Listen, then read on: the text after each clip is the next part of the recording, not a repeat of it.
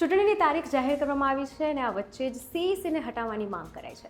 15 માર્ચે chief election commissioner Gyanesh Kumar દ્વારા press conference કરવામાં આવી, જેમાં ચૂંટણી માટેની જાહેરાત આપવામાં આવી. આસામ, પુડુચેરી, તમિલનાડુ, કેરળ અને પશ્ચિમ બંગાળમાં ચૂંટણીની જાહેરાત કરવામાં આવી, જેમાં પશ્ચિમ બંગાળમાં 2 ચરણમાં મતદાન થશે તે વિશે પણ વાત કરવામાં આવી.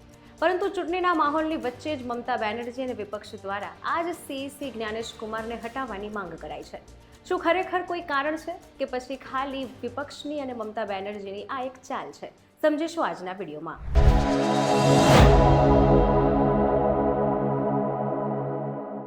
નમસ્કાર, હું જાનવી પંડ્યા. ચૂંટણીની જાહેરાત થયા પછી શા માટે વિપક્ષ અને મમતા બેનર્જી સીઈસીને હટાવવાની માંગ કરી રહ્યા છે? ખરેખર કોઈ કારણ છે કે પછી રાજકીય ચાલ છે? આ પહેલા એ જાણી લઈએ કે સીઈસીએ શું જાહેરાત કરી છે, ચૂંટણીનું શેડ્યુલ શું છે. પશ્ચિમ બંગાળ 294 બેઠક, મતદાન 23 અને 29 એપ્રિલના રોજ થશે 2 ચરણમાં. તમિલનાડુમાં 234 બેઠકો, મતદાન 23 એપ્રિલે થશે. આસામમાં 126 બેઠકો, મતદાન 9 એપ્રિલ. કેરળ 140 બેઠકો, મતદાન 9 એપ્રિલ. પુડુચેરી 30 બેઠકો, મતદાન 9 એપ્રિલ. આ તમામ રાજ્યના પરિણામ 4 મે 2026ના રોજ આવશે, પરંતુ એ પહેલા જ આ જાહેરાત થાયના 2 દિવસ પહેલા જ એટલે 13 માર્ચના દિવસે જ વિપક્ષ દ્વારા સીઈસીને હટાવવાની માંગ કરવામાં આવી છે. જ્ઞાનેશ કુમારને હટાવવા માટે મહાભિયોગ પણ પ્રસ્તાવ મૂકવામાં આવ્યો છે.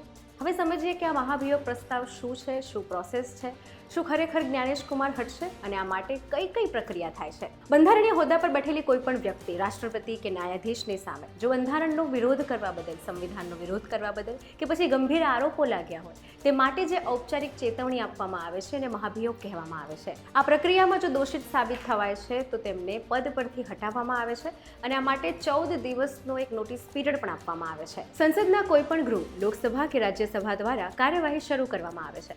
જો ઠરાવ વિશેષ બહુમતીથી પસાર થાય તો તેમને પદ પરથી હટાવી શકાય છે. સિમ્પલ રીતે સમજીએ તો ઉચ્ચ પદ પર બેઠેલા વ્યક્તિ માટે છે કે જેમણે કોઈ કાયદાનો, સંવિધાનનો કે પછી કોઈ ગેરરીતિનો તેમની પર આરોપ છે તો તેમને હટાવવા માટેની એક ચાર્જશીટ. બંધારણના આર્ટિકલ 324(5) પણ આનો ઉલ્લેખ છે, જેના પ્રમાણે સીઈસીને સુપ્રીમ કોર્ટના જજોની જેમ અને તે જ આધાર પર પદ પરથી હટાવી શકાય છે. હવે આખી આપણે પ્રક્રિયા સમજીએ કે મહાભિયોગ પ્રસ્તાવ જ્યારે થાય છે તો એ માટેની પ્રક્રિયા કઈ કઈ છે, કયા કયા સ્ટેપ છે, કેવી રીતે આ પ્રસ્તાવ છે કે રાષ્ટ્રપતિ સુધી પહોંચે છે. મહાભિયોગ પ્રસ્તાવ પહેલા સંસદમાં રજૂ કરવામાં આવે છે. લોકસભામાં રજૂ કરવા માટે ઓછામાં ઓછા 100 સંસદની સિગ્નેચર જરૂરી છે અને રાજ્યસભામાં ઓછામાં ઓછા 50 સાંસદોના સિગ્નેચર જરૂરી છે. આ પછી તે ગૃહના સ્પીકર અથવા અધ્યક્ષ સામે આ પ્રસ્તાવ રજૂ કરવામાં આવે છે. ત્યારબાદ 3 સભ્યની એક સમિતિ બનાવવામાં આવે છે. આ સમિતિમાં સુપ્રીમ કોર્ટના એક ન્યાયાધીશ, હાઈકોર્ટના મુખ્ય ન્યાયાધીશ અને કાનૂની નિષ્ણાંતનો સમાવેશ થાય છે. આ સમિતિ તપાસ કરે છે અને એનો અહેવાલ સ્પીકર અથવા જે તે અધ્યક્ષને રજૂ કરે છે. આ પ્રસ્તાવ જે છે તે રજૂ થાય છે સંસદમાં અને જો એ ત્યાં પસાર થાય છે ત્યારબાદ આ પ્રસ્તાવ રાષ્ટ્રપતિ પાસે જાય છે અને જો રાષ્ટ્રપતિ આ પ્રસ્તાવ સ્વીકારે તો તે જ વખતે જે તે વ્યક્તિને પદ પરથી હટવું પડે છે. અત્યાર સુધી કોઈ પણ ચૂંટણી કમિશનર માટે આવો મહાભિયોગનો પ્રસ્તાવ થયો હોય એવું હજી સુધી બન્યું નથી. જો જ્ઞાનેશ કુમાર વિરુદ્ધ પણ મહાભિયોગનો પ્રસ્તાવ થાય છે તો આને પણ ચુકાદો આવવા માટે મહિનાઓ કે વર્ષો લાગી શકે છે. હાલ ચૂંટણીનો જે સમય ચાલી રહ્યો છે તેને લઈને લાગે છે કે અત્યારે આ પ્રસ્તાવ જે છે તે સ્વીકારવામાં આવવો અઘરું છે. એટલે પશ્ચિમ બંગાળની ચૂંટણી પહેલા તો પદ પરથી જ્ઞાનેશ કુમારને હટાવવું હાલ અસંભવ છે. છતાં પ્રશ્ન થાય કે મમતા બેનર્જી દ્વારા પ્રસ્તાવ શું કામ મૂકવામાં આવ્યો? શા માટે વિપક્ષ સાથે મળીને મમતા બેનર્જીએ મહાભિયોગનો પ્રસ્તાવ જ્ઞાનેશ કુમાર વિરુદ્ધ મૂક્યો છે? ચાલો સમજીએ. આ રિપોર્ટ જુઓ.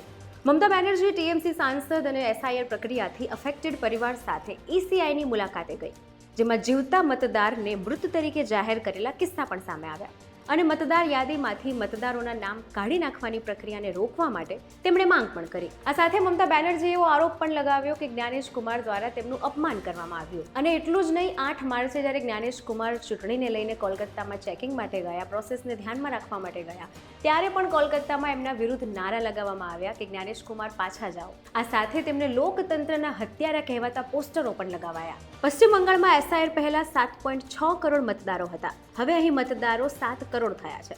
2021ની પશ્ચિમ બંગાળ વિધાનસભા ચૂંટણીમાં અહીં ટીએમસીનો વોટ શેર 48% હતો, જ્યારે ભાજપનો વોટ શેર 37.97% હતો. આ બધાની વચ્ચે ચૂંટણી એક્સપર્ટ એવું માને છે કે ટીએમસી સીઈસીને દબાણ કરી રહી છે, કારણ કે એસઆઈઆર પ્રક્રિયામાં જેટલા પણ મતદારોના નામ કાઢવામાં આવે એટલી જ એમની વોટ બેંક ઓછી થાય. એટલે ટીએમસી એવું ઈચ્છે છે કે એસઆઈઆરથી આ મતદારોના નામ ઓછામાં ઓછા કાપવામાં આવે અમુક જિલ્લાઓમાં 50%થી વધુ લોકોના નામ હજુ તપાસની પ્રક્રિયામાં છે. આમાંથી જેમના નામ કપાશે તેઓ આ ચૂંટણીમાં વોટ નહીં આપી શકે. અને જો આમ થશે તો ભાજપને ફાયદો થશે અને ટીએમસીને પોતાના વોટ બેન્કિંગ ઓછા થવા માટે, મતદાર યાદીમાં મતદારોનું નામ કપાવવા માટે તેમને નુકસાન પણ થઈ શકે છે. તો જોવું રહ્યું કે આવનારી ચૂંટણી પહેલા શું થાય છે. શું જ્ઞાનેશ કુમારને પદ પરથી હટાવવામાં આવશે કે પછી મમતા બેનર્જીને વિપક્ષ દ્વારા રચાયેલો આ દાવ ખોટો પડશે? તમને શું લાગે છે ચોક્કસ જણાવજો અને આવા જ ઇન્ફોર્મેટિવ વિડીયોઝ માટે જોડાયેલા રહો વીટીવી ડિજિટલ સાથે.